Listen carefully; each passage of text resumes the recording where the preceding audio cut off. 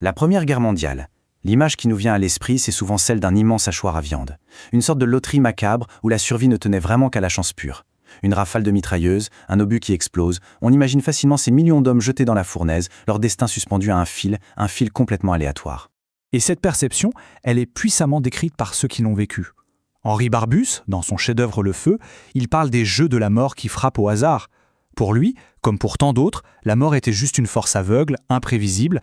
Mais est-ce que cette vision, aussi poignante soit-elle, est vraiment la bonne? Et si, derrière tout ce chaos apparent des tranchées, se cachaient en fait des logiques, des systèmes presque mathématiques qui déterminaient qui allait vivre et qui allait mourir? C'est la question qu'on va creuser ensemble. Pour y voir plus clair, des chercheurs se sont plongés dans les archives, et pas n'importe lesquelles, celles de plus de 17 000 soldats français morts pour la France. Leur but? Analyser les inégalités et voir si des schémas, des constantes, pouvaient émerger de cette terrible hécatombe. Alors pour essayer de quantifier le destin de ces hommes, les chercheurs ont utilisé une mesure bien précise, le temps de survie. En moyenne, un soldat qui a été mobilisé en août 1914 et qui est mort au combat a vécu 555 jours de guerre. Mais ce qui est vraiment fascinant, c'est que cette moyenne, elle cache d'énormes disparités.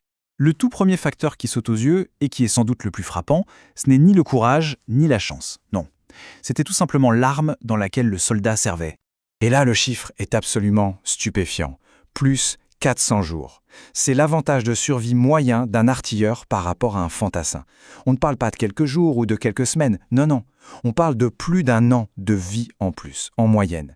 Et ces différences, elles s'expliquent par une logique stratégique implacable. Les fantassins, l'infanterie, eux, ils étaient en première ligne, directement sous le feu. Les artilleurs, au contraire, étaient positionnés bien plus en retrait. Moins d'exposition, ça voulait dire, statistiquement, une bien plus longue espérance de vie. C'est aussi simple que ça. Le grade aussi jouait un rôle absolument crucial. Un simple soldat de deuxième classe était beaucoup plus exposé qu'un officier. Un lieutenant, par exemple, avait en moyenne 200 jours de survie en plus. En fait, la hiérarchie militaire, c'était aussi une hiérarchie du risque. Mais la survie ne dépendait pas que de l'arme ou du grade, loin de là. D'autres facteurs, parfois plus surprenants, entraient en jeu. D'où venait le soldat? S'il venait d'un département proche du front, hop, il était envoyé au combat plus vite. Le contexte politique de sa région, ou même le régiment spécifique où il était affecté, tout ça, ça pesait dans la balance de sa vie. Ok, ça, c'est pour le destin individuel du soldat. Mais maintenant, si on dézoome un peu, qu'en est-il de la trajectoire de la guerre dans son ensemble? Si la survie dans les tranchées n'était pas qu'une affaire de hasard, est-ce que l'issue du conflit l'était? En 1917, on est dans une impasse totale. Le conflit est enlisé, c'est une guerre d'usure, une gigantesque machine à broyer les hommes, à broyer les ressources. On pourrait se dire que le vainqueur, ce sera simplement celui qui tiendra le plus longtemps. Mais là aussi, des choix très calculés vont absolument tout changer. L'année 1917, elle est marquée par deux événements majeurs qui sont tout sauf des accidents. Ce sont de vrais paris stratégiques très audacieux. Et, chose assez incroyable, ils se produisent tous les deux au même moment, en avril. Là, on parle plus d'usure, on parle de véritables coups de poker, des paris calculés, risqués, pour faire basculer la partie. Et le premier, le plus audacieux peut-être, il vient du commandement allemand. Leur arme secrète, ce n'est pas un nouveau canon ou un nouveau gaz, non. C'est un homme, un révolutionnaire en exil en Suisse, obsédé par une seule et unique idée, prendre le pouvoir en Russie et arrêter la guerre, peu importe les conditions. Son nom, Vladimir Lénine. La logique des Allemands, elle est d'une simplicité redoutable. Étape 1, on prend ce révolutionnaire et on le ramène gentiment chez lui. Étape 2, on le laisse semer le chaos en espérant que ça affaiblisse l'effort de guerre russe.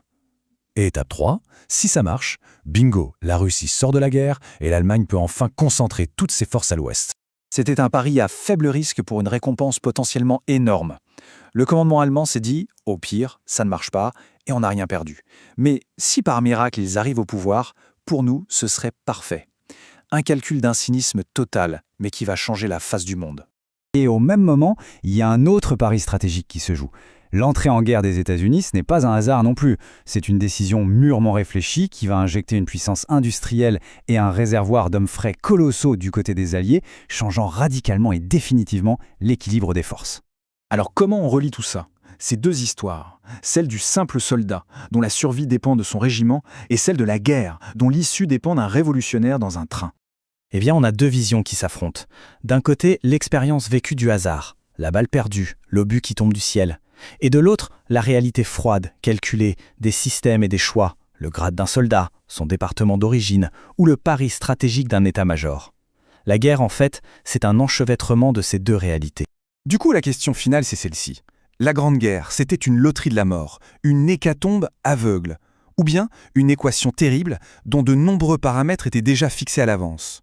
La vraie leçon, c'est peut-être que même au cœur du chaos le plus total, des logiques, des systèmes et des décisions humaines continuent de façonner le destin, que ce soit à l'échelle d'un seul homme ou à l'échelle du monde entier.